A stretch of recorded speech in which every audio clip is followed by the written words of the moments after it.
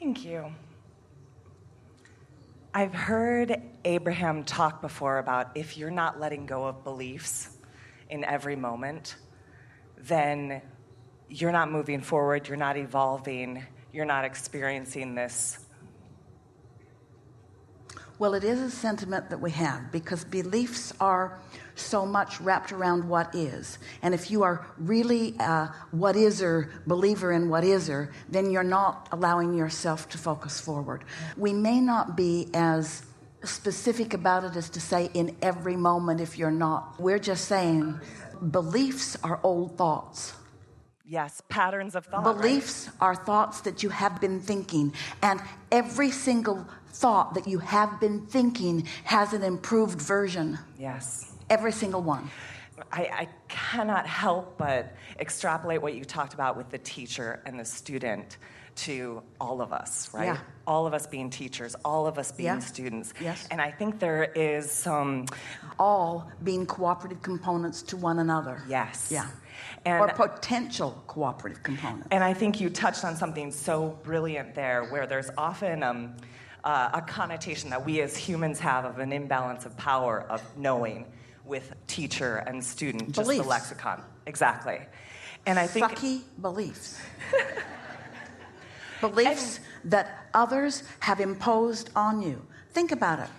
Those who came before you, your mothers and fathers and teachers, they said a lot of things, and you heard them say them. And in a lot of what they said, they believed what they were saying. And because they believed it, they had a point of attraction.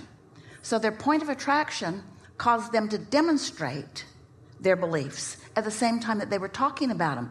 Is it any wonder that they became your beliefs? Because they said it and you witnessed it, therefore it must be true.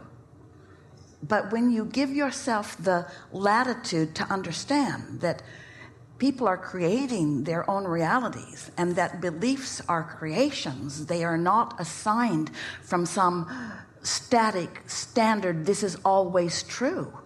Whew.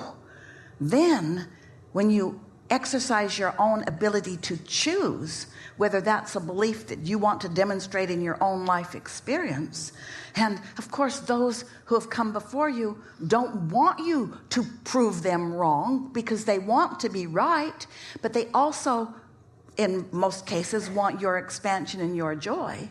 So you're faced with choices. Who? Under what influence are you?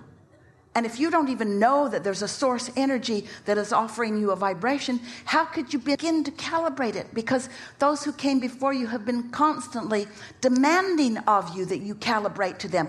Can't you hear what I'm saying? Do you see my lips moving? What is it about this that you don't understand? Don't you know what I want you to do? In other words, there are hundreds of ways that they insist that you conform to what they believe. And you're just chomping at the bit. You just know that can't be right. That can't be right. That can't be right. That can't be right. And the wise ones among you just know it's not right and keep your mouth shut. You get a lot less grief. And those of you that know it can't be right and can't keep your mouth shut, you get a lot of grief initially. But it's so wonderful when you get it. It's so good. It's so good because in talking about the idea of being a teacher standing up in front of students or being in a conversation with one person, a conversation with 300 people, to spark the interest of somebody else, you have to be interested, right? It's just... To spark the interest in someone else. Now let's break down what that sentence said. To have a vibration so active in me that it has the potential of activating the vibration in another. To have an idea so active in me because I'm synced up with source and therefore I'm a million times more powerful than one who isn't.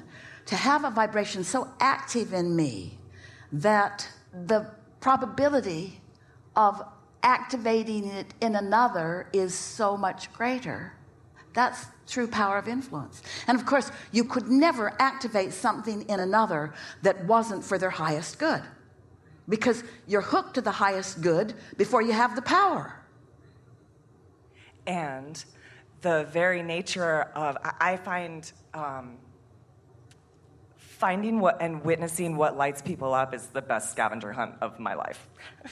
I think it's why I'm put on this earth. I think actually it's probably why we're all put on this earth, to just be able to witness and experience and celebrate in that, watching somebody who does what light you up because you yourself are actually doing what you just said is absolute. And so therefore, can you take it to the next level? Can you imagine how your inner being feels when you light up? Just the sheer act of lighting up means calibrating to all that you are and all that you have so far become. So far become. So far, so far, so far. To the best of my capability in this human experience, yes. To the furthest expanded current temporary reach of my ability. Because you're not ever going to get it done. You can't get it wrong. You never get it done. You can't get it wrong. You're not ever going to get it done. You can't get it wrong. And that's why we want you to relax in your incompleteness and celebrate it. Because eternity depends on you being willing to be incomplete. Because in the moment you believe that you've got it all, you shut down. You don't reach anymore. And that's when people feel saddest. When they're not reaching. When they're not letting themselves want. Yeah. So good. Yeah. And I think it's also why everything is a co-creation, because if I'm in a space where... Why? Why is everything a co-creation? Because when I have such a pure desire of wanting to see you do what lights you up and feel what lights you up, then I am in that space of what we all share at the place, which are all one source energy in a vortex where we are all connected on that level. But let's be clear about this. Wanted or unwanted, you can light people up on unwanted things too. What have you heard? Nothing about you. But that's important to know. And you are influential beings. And when you get momentum going, because people already have propensities, they're already in a vibrational arena or genre or readiness. And so when you get hooked into something, but it's so much better to acknowledge the difference in lining up with your inner being and your inner being's, therefore, point of attraction on your behalf. When you cooperate, when you become a cooperative component to your own desires and your own becoming, oh, it's such a powerful point of attraction. And when you use the term light someone up, that's what you meant. Yeah. I would love to take this conversation and talk a little bit about getting out ahead of it. Well, getting out ahead of it means being willing to take a break from what isness, because it's exhausting, while you reach for the freshness and the replenishment and the relief of the known alignment. Esther was walking around the other day singing, "These are a few of my favorite things." And the song came into her mind because there were some not favorite things buzzing around her head. And she was swatting them away, but noticing each and every one of them. And every time she swatted one, more came.